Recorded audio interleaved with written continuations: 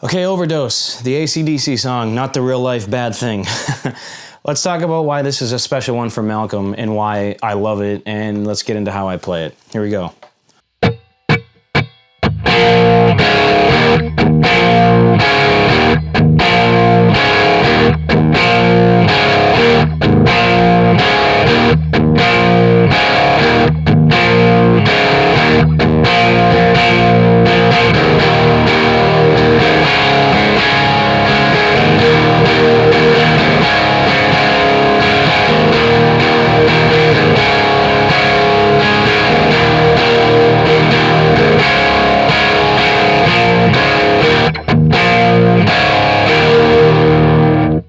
Okay, and there you have it. That is Malcolm's part on Overdose. Let's dive in. Obviously, if you've heard anyone talk about Malcolm, and if you've heard Malcolm himself talk, he'll tell you that it's about what you don't play versus what you do play.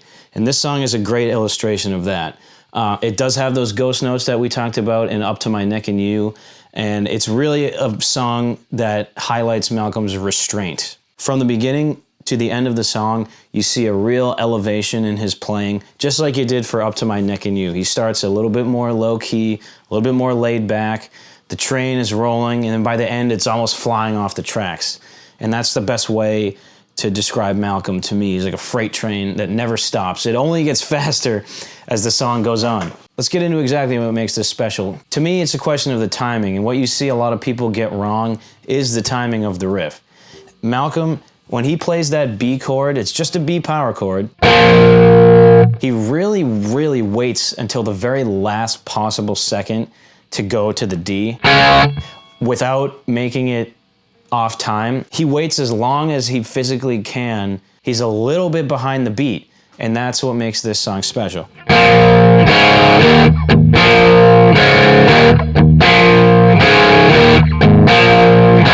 Do you feel that sort of stutter step into the D?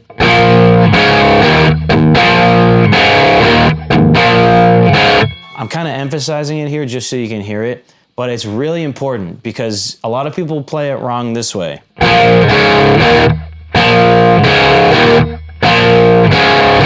It's not that. That is so on the beat and it's so perfectly in time. It's not how it's played.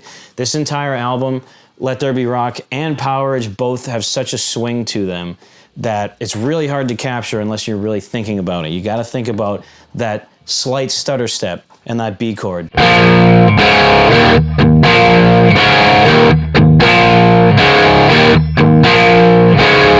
When you mix that with Phil Rudd's swing and Cliff Williams' bass swing, it just kills. And Angus's part is a little bit different. Angus is playing this.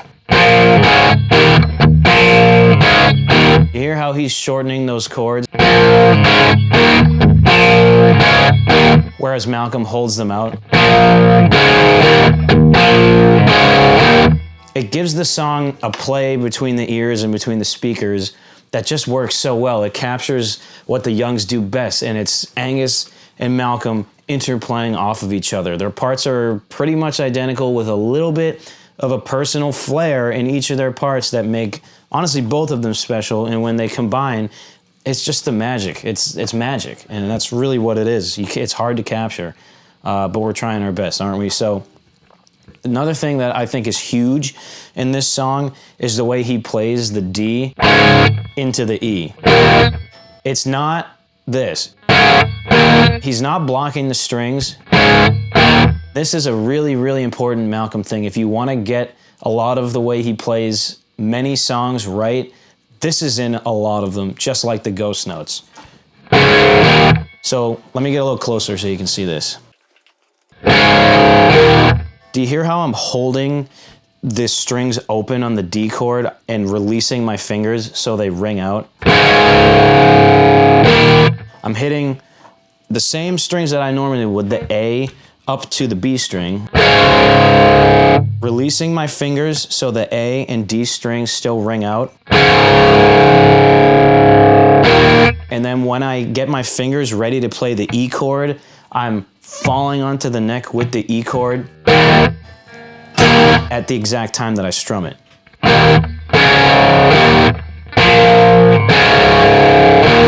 Watch.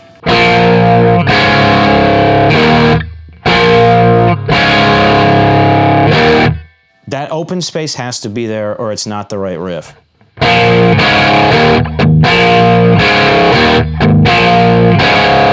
In Angus's part, he doesn't play that. Like I just mentioned, he doesn't play that same way. He does cut it off. That's Angus. That's Malcolm. And that's what makes this riff special. He doesn't cut those strings off. He lets them ring out, and it gives it that swing and that feel that keeps it like a train. It sort of has a train rhythm. It's just always rolling and always moving. I think of this riff as rolling. I don't know why, but it makes sense in my head that it's just rolling the whole time. And then you hear that ghost note to get us back into the cycle again. It's kind of on the open E, it's kind of a chunk.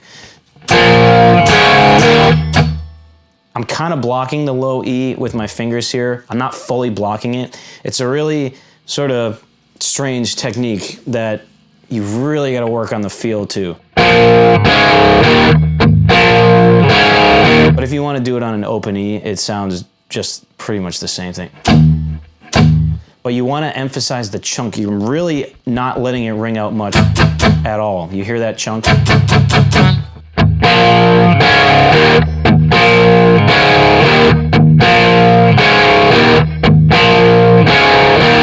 So yeah, I guess it really is sort of an open E.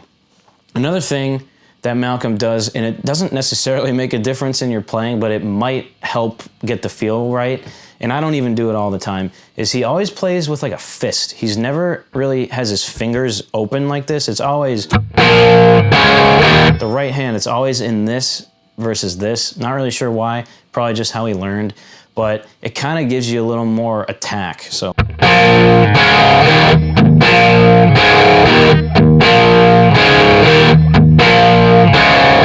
Almost gives you like the feeling that you're punching the strings.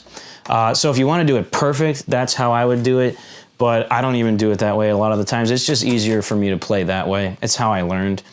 And so let's talk about the chorus now, what his strumming pattern is, because it's a real Malcolm signature strumming pattern, I like to call it. It's in a lot of things, slow, fast, he uses it. It's just what his brain defaults to, at least I think, so.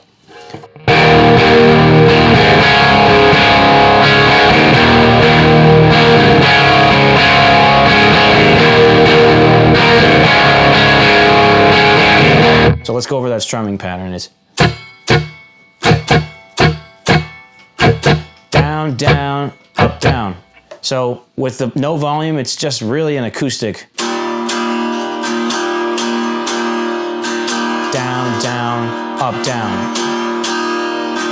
It's like one of the first strumming patterns you learn as a little kid if you're learning to play acoustic guitar, but it just works. You don't have to overcomplicate things. It's simple and it's perfect, and that's why it works. Then on the D chord, it's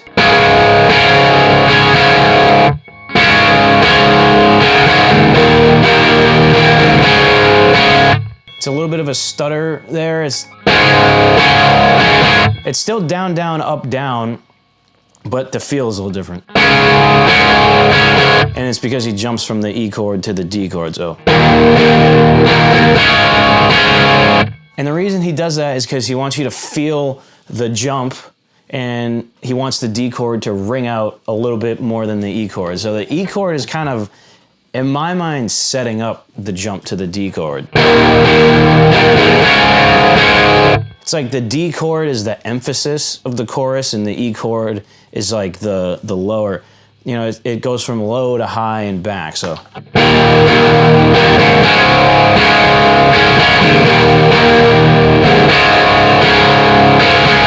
And those strumming patterns are signature Malcolm things. He does it on a lot of songs. I mean, I could probably name 50 songs that use that exact strumming pattern. I could name 10,000 songs that use that strumming pattern that aren't AC/DC songs. So you'll hear it everywhere, and it sounds great for the song. That's the thing, the beauty of Malcolm, is that he's never playing a part that's overly complicated for no reason. Simple is better, and that's what this is. And so the progression from the beginning of the song to the end,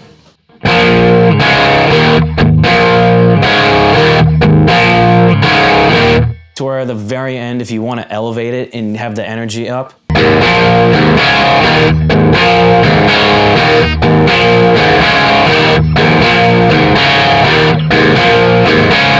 I'm just adding another ghost note. And that's kind of an open A, D, and G string before the D chord. So sort of like an open G stutter step deal. And that's another thing that Malcolm does in a lot of songs. He just bangs on the open strings as like a ghost note. So it's really a ghost chord, but it is a ghost note. It's the same thing as Up to My Neck and You. But listen and watch. The technique is just bang on the open strings.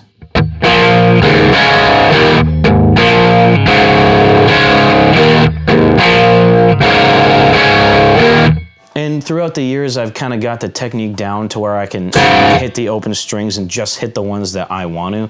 It's going to take a bit to get to that point if it's your first time trying it, but you'll get there. If you just practice, you'll get there. So. But I wouldn't play that open ghost note before the D chord until the end of the song, because that's when you really want to elevate it. That's when you want to bring the energy up. And the beginning of the song is pretty low key anyway. It's pretty quiet. It has that real AC/DC buildup, especially the way Malcolm plays with that open B chord.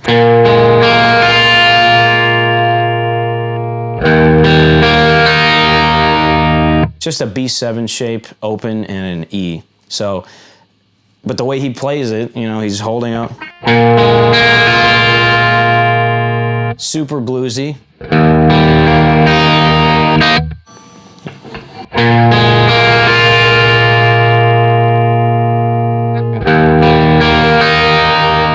What a cool intro. I just love that chord. It's like one of the only times Malcolm ever plays that chord on a song, if I'm not mistaken, but it just works. It works perfectly for the song. And at the end, he does go back into that.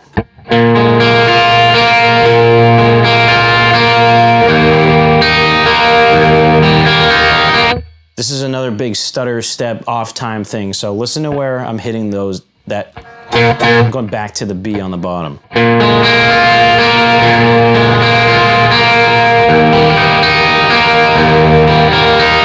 So it's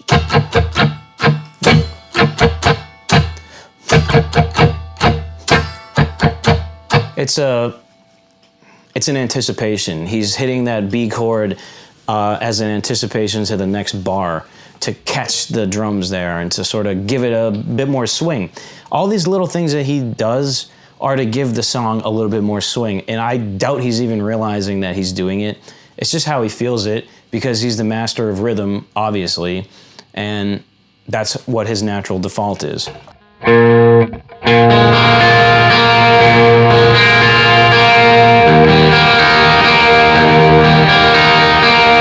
So if you played it with just the chords, just so you can hear the timing, it would be this.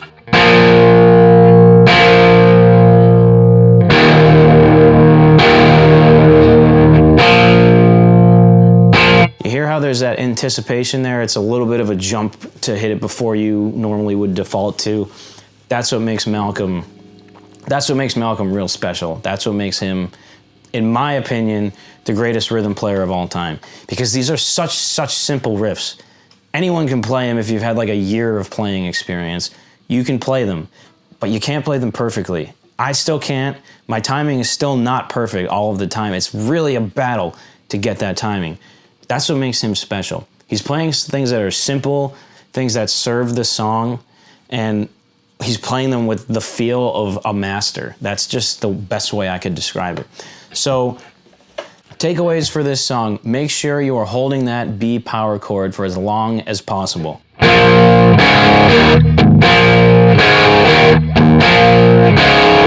And don't overplay. Just add that one ghost note.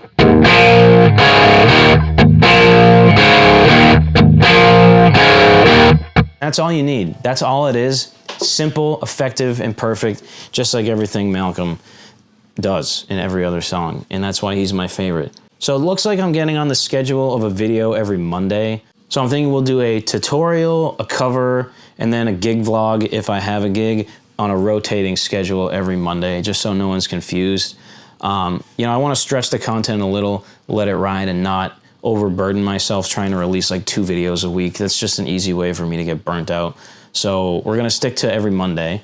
I've seen some people ask for lessons. If you want a lesson, definitely send me a message. I'll give you a private tutorial. I'll look at your playing and give you some pointers here and there of things you could do better, things you're already doing great. Or if you want to just nerd out about Malcolm, that's fun too. I love doing that. Thinking about making a Patreon in the future. I'm not going to tackle that for a long time. That's something that's way, way, way out. But enough people seem interested to make it seem like it could be a decent idea. So anyway, I've been getting some great recommendations. I'm going to try to hit them in the order that I get them. Girls Got Rhythm should have already dropped. This should be the Monday after. And then we'll continue from there. I got another gig vlog in the works. I really, really, really appreciate everybody watching. I'm just some guy that likes Malcolm Young, and I love playing guitar. It started as a hobby, and now it's making me somewhat of a living. So I appreciate everyone so, so, so much. It really means the world to me that you guys tune in, you chat with me, and you like what I'm doing. So just thank you. And I hope we can all grow from here and share a love for Malcolm, for AC/DC, and for rock and roll in general together. So thank you. We'll see you guys on Monday, and yeah, keep rocking.